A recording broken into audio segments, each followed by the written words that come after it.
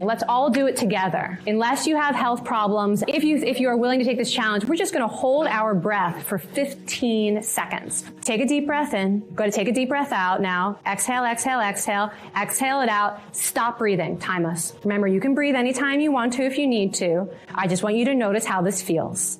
3, 2, 1, breathe. So holding your breath, obviously that's a little bit of a willpower challenge. Some of you maybe need to hold your breath for 2 minutes to feel it, but I did not want anyone passing out. So would you believe that this ability to hold your breath is one of the best predictors of people's ability to succeed at difficult goals? Psychologists call this distress tolerance, the ability to stay put when things get uncomfortable.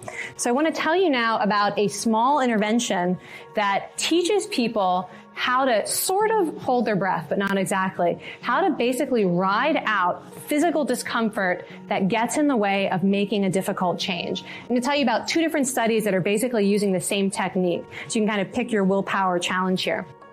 The first I call the torture chamber.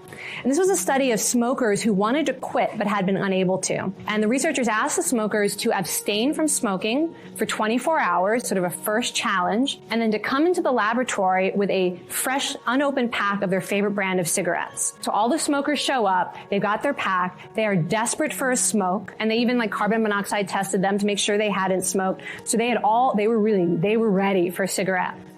They all get they seated at a long table and asked to put away all distractions except for a lighter or a match and their cigarettes. So you got a bunch of smokers now, they're ready. And then the experimenter is about to begin the process of allowing them to smoke. And she says through actually a microphone like that, you hear this voice that says, "Take out your pack of cigarettes." And everyone does, they're all excited, woo, stop. Okay, they have to wait 2 minutes now, and they're not allowed to do anything except look at their pack of cigarettes. Pull off the cellophane. Okay, great. Stop. 2 minutes they have to wait. Pack it. Oh, there was pack. See, I don't smoke. I forget some of these steps. They had to pack the pack too. And they got the cellophane open. Okay, take out a cigarette. Finally, stop. They have to wait 2 minutes. And this goes on. And every 2 minutes, they're writing down how intense their cravings are and how much they want to smoke. But other than that, they're not allowed to do anything. Take a cigarette out. Stop. 2 minutes. Look at the cigarette, stop, 2 minutes. Smell the cigarette, stop, 2 minutes. Put the cigarette in your mouth, stop, 2 minutes. Take out a lighter, look at it, stop, 2 minutes. This went on for over an hour. Nobody was actually allowed to light the cigarette, okay?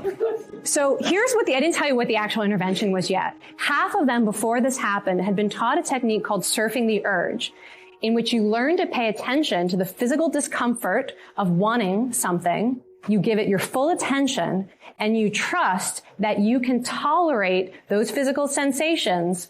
And if you just wait with patience, they will go away.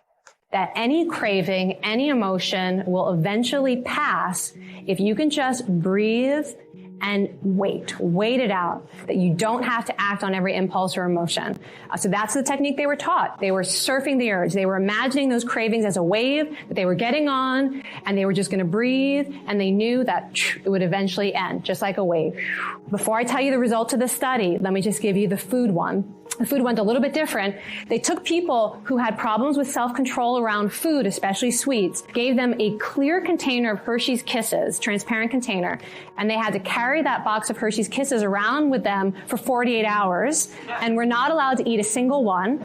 And they were all carefully marked, little pin scratch, so that the researchers would know if they ate them and restocked it, which would not be cool. And they were taught the same technique about how to handle cravings, how to surf the urge, allow yourself to feel the craving, and yet remember you don't need to act on it, and the craving will go away eventually. Okay, so the results. In this study, the smokers who had been taught how to surf the urge in that 1 hour torture test, they ended up reducing their cigarette smoke by 40% in the very next week, even though the researchers had not asked them to. The control group did not reduce their cigarettes at all. And interestingly, in the people who had learned to surf the urge, there was now no longer a connection between psychological stress and smoking, which is actually that's the main connection for a lot of people who are trying to quit. They're stressed out, they're anxious, and so they need a cigarette. And in this particular group with this intervention, it cut that link between stress and giving in. probably because they had a tool for dealing with difficult feelings and emotions. In this study, the people who had trouble with self-control around food, if they were taught to surf the urge, 0 had a single Hershey's Kiss over the entire 48 hours, whereas those who'd been given other strategies, including distraction, ended up much more likely to give in and also really stressed out about it.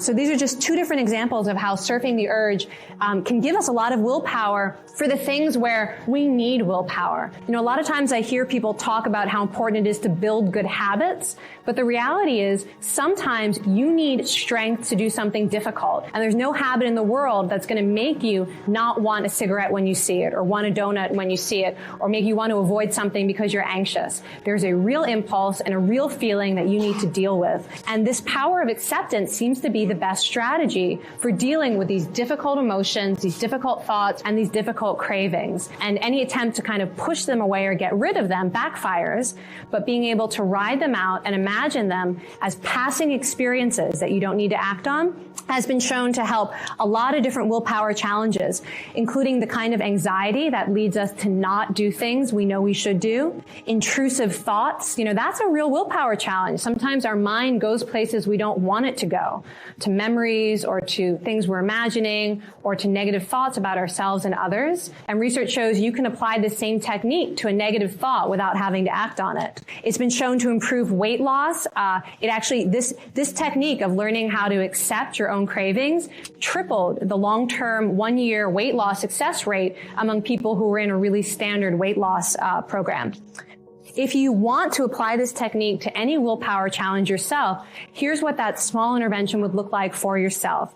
Here's what people were taught in both of those studies. And the first is this mindfulness to allow yourself to feel what you're feeling or think what you're thinking and to actually attend to the experience rather than immediately try to escape it.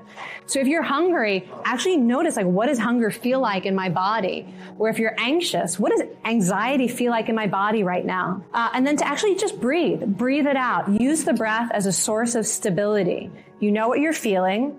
Take a few breaths. And then broaden your attention out and look for the first opportunity to recommit to your goal. That's what they were taught in both the smoking study and in the Hershey's Kiss study. And it's a technique that you can practice. It takes like 30 seconds and it can help with any sort of willpower challenge. 5 willpower rules. And I would just invite you to think, if you heard anything today that might be relevant to your willpower challenge, to give yourself this short dose, this small dose intervention and see how it works. So those 5 strategies, one is to train your willpower physiology by meditating, by sleeping, by exercising, or by eating a diet that's going to sustain your energy. Forgive yourself the next time you have a willpower setback. Make friends with your future self. Kind of think about the future in a way that feels real. Predict your failure, even though it's really nice to imagine success. Really get interested in the process of how you fail. And then finally, think about surfing the urge when you are facing temptation.